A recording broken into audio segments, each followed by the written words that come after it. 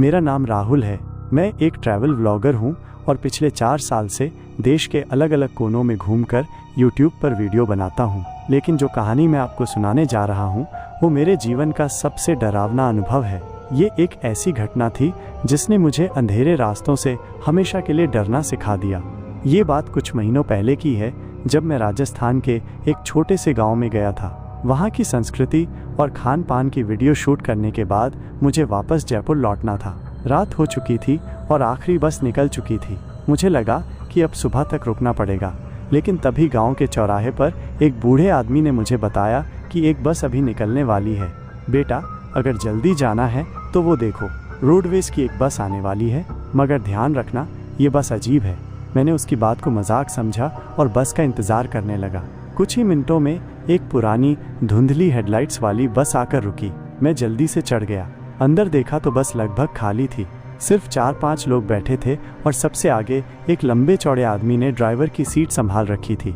Driver का हुलिया बड़ा अजीब था। उसकी आंखें गहरी और लाल थीं, जैसे कई रातों से सोया न हो। चेहरे पर झुर्रियाँ और दाढ़ी बेतरतीब थीं। उसने मुझे एक ठंडी नज़र से देखा और बिना कुछ बोले बस चलाने लगा।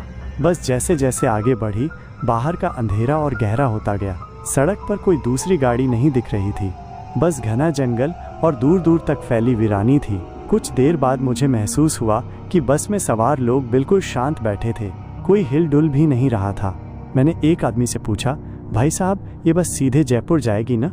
उसने मेरी ओर देखा, हल्की सी मुस्कान दी और फिर खिड़की से बाहर देखने लगा। उसकी आंखों में कुछ अजीब था, जैसे वो कुछ कहना चाहता हो लेकिन कह नहीं सकता। अचानक मैंने महसूस किया कि बस की स्पीड बहुत ज़्यादा बढ़ रही थी। मैंने आगे जाकर ड्राइवर से पूछा, भाई साहब, धीरे चलाइए, बहुत स्पीड हो रही है। ड्राइवर ने कोई जवाब नहीं दिया। उसके चेहरे पर हल्की सी मुस्कान थी, लेकिन उसकी आंखें सड़क पर गड़ी थीं। तभी मैंने कुछ ऐसा देखा जिसने मेरी रूह कंपा दी। बस के शीशे में ड्राइवर का प्रतिबिंब नजर नहीं आ रहा था। मेरा दिल जोरों से धड़कने लगा। मैंने तुरंत अपनी सीट पर लौटकर आसपास के लोगों को गौर से देखा। उनकी आंखें बंद थीं और वे एकदम शांत बैठे थे, जैसे जिंदा ही न हो। अचानक बस एक झटके से रुक गई। ड्राइवर मुड़ा और मेरी ओर देखने लगा। उसकी आंखें अब और भी डरावनी लग रही थीं। तुम गलत बस में चढ़ गए हो दोस्त, उसने धीमे लेकिन ठंडे स्वर में कहा। इतना सुनते ही मेरी सांसें अटक गईं। मैंने तेजी से दरवाजे की ओर भागने की कोशिश की, लेकिन दरवाज़ा अंदर से बंद था। अब बस में हलचल होने लगी। जो लोग पहले शांत बैठे थे वे अब मेरी ओर देखने लगे। उनकी आंखों में एक अजीब चमक थी, जैसे वे इंसान न होकर कुछ और हों। ड्राइवर ने ठहाका लगाया और कहा, हर साल कोई न कोई इस बस में फंसता ही है। अब तुम्हें भी हमारे साथ रहना होगा। मेरे हाथ पैर कांप रहे थे, लेकिन मुझे किसी भी हाल में यहाँ से निकलना था। मैंने जेब से फ़ोन निकालकर टॉर्च ऑन की और ड्राइवर के चेहरे पर रोशनी डाली।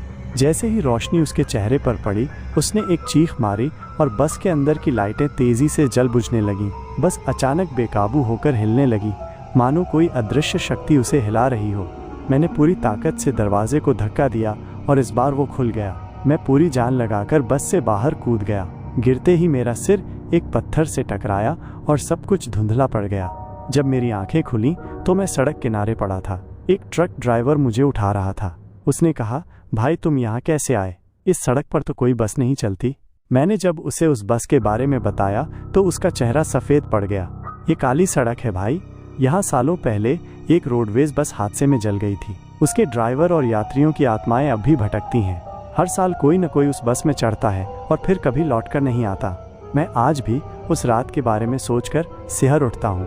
वो ड्राइवर, वो अजीब यात्री और वो बस, क्या सच में वे भूत थे या मेरा कोई भ्रम था? लेकिन जब भी मैं उस घटना के बारे में सोचता हूँ, मेरे कानों में अब भी वो डरावनी हंसी गूंजने लगती है।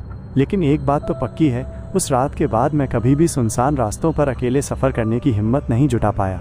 और हाँ, अगर कभी आप भी देर रात किसी अनजान रोडवेज बस में सफ़र करें तो एक बार पीछे मुड़कर देख लेना, कहीं उस बस में कुछ असली यात्री ही ना बैठे हों। अगर आपको ये कहानी पसंद आई तो वीडियो को लाइक करें, कमेंट में बताएं कि आपका सबसे डरावना अनुभव क्या रहा और चैनल को सब्सक्राइब करना न भूलें। मिलते हैं अगली कहानी में, लेकिन तब तक के लिए सुरक्षित रहें और सतर्क रहें।